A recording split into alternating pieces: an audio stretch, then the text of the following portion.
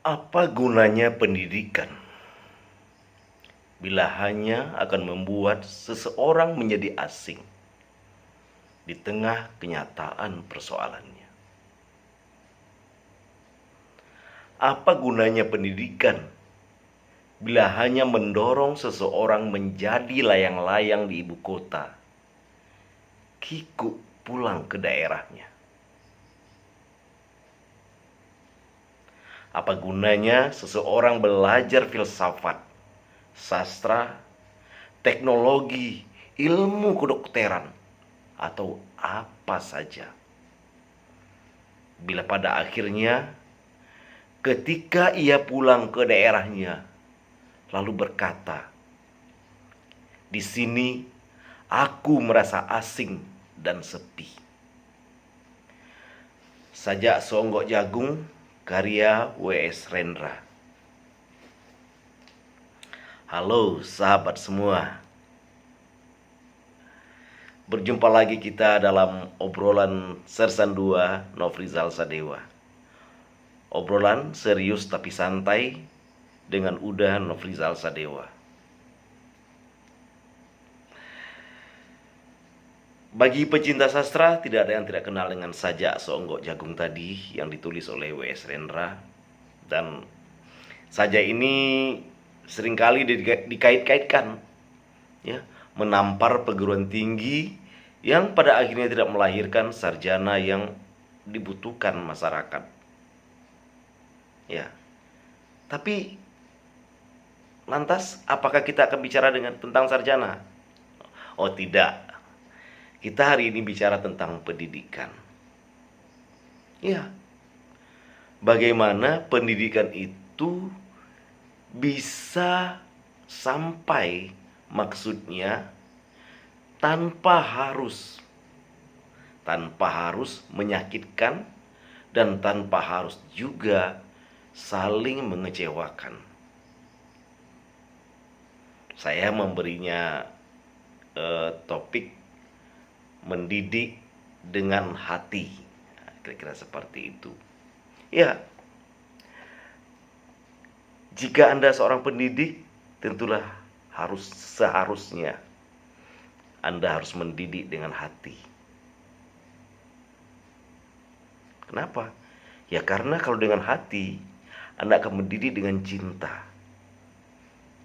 Nah, ketika mendidik dengan cinta, maka nilai pertama yang sampai adalah nilai kasih sayang.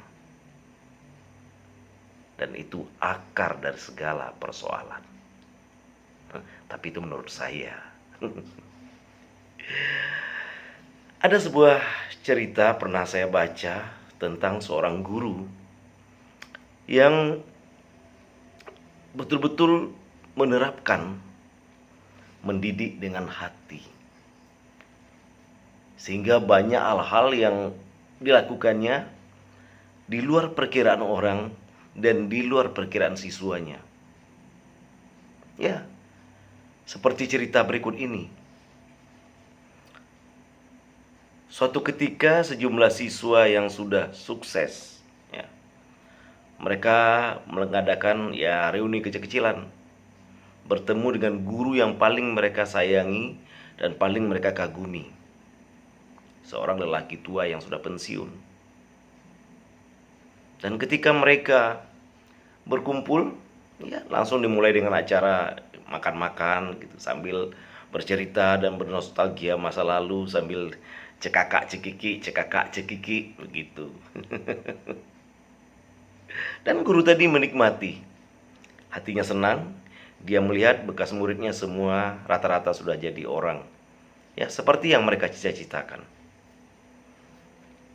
Di tengah suasana yang seperti itu, seorang muridnya menyalaminya. "Pak, Bapak masih ingat saya?" Si guru menjawab, "Maaf, saya lupa. Ada banyak murid saya, ratusan mungkin ribuan bekas murid saya, sehingga saya tidak ingat mereka satu-satu. Saya si Anu, Pak." "Iya, maaf, Bapak lupa. Saya si Anu yang dulu mengambil jam tangan anak perempuan. Saya tidak ingat. Bapak tidak ingat bahwa ketika Bapak menggeledah kami satu-satu, Bapak menemukan jam tangan itu dalam kantong celana saya. Iya benar, dalam kantong celana, tapi saya tidak tahu celana kamu. Jadi Bapak tidak tahu kalau yang mengambil jam tangan itu saya. Tidak. Kenapa bisa sampai Bapak tidak tahu? Si guru mengatakan, ya, saya tidak ingin melukai perasaan saya kepada kalian dengan rasa tidak senang, dengan penilaian yang mungkin saya tidak tahu alasan kalian berbuat itu apa. Jadi ketika saya harus menggeledah kantong kalian satu persatu, saya memejamkan mata. Dan ketika saya temukan pun di kantong salah seorang siswa saya jam tangan itu, saya tidak berhenti. Saya terus menggeledah sampai seluruh siswa laki-laki. Saya periksa semua. Setelah itu baru jam tangan itu saya kembalikan kepada anak perempuan itu. Dan semua orang tidak ada yang tahu, termasuk saya sendiri. Makanya saya tidak ingat. Siswa tadi matanya berkaca-kaca. Bapak, terima kasih banyak. Padahal ketika selesai penggeledahan itu, saya adalah orang yang pertama cemas.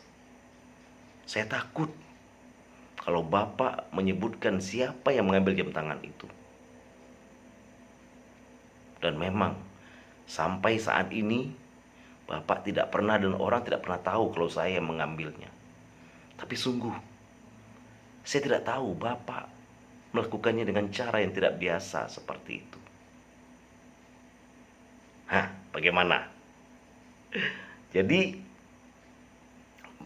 bagi saya itu yang dikatakan mendidik dengan hati.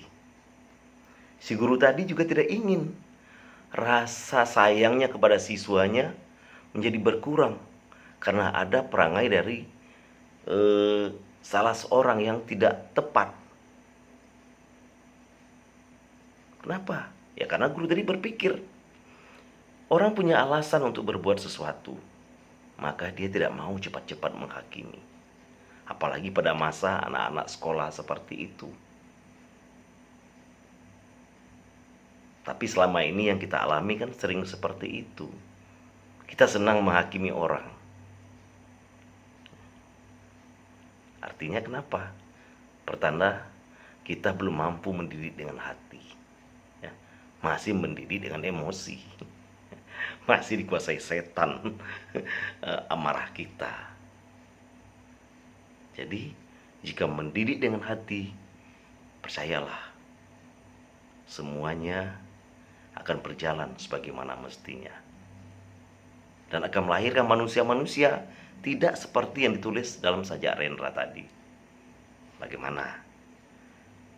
Anda setuju dengan saya? Ingat, setiap orang ada masanya, dan setiap masa ada orangnya. Selamat malam, Indonesia.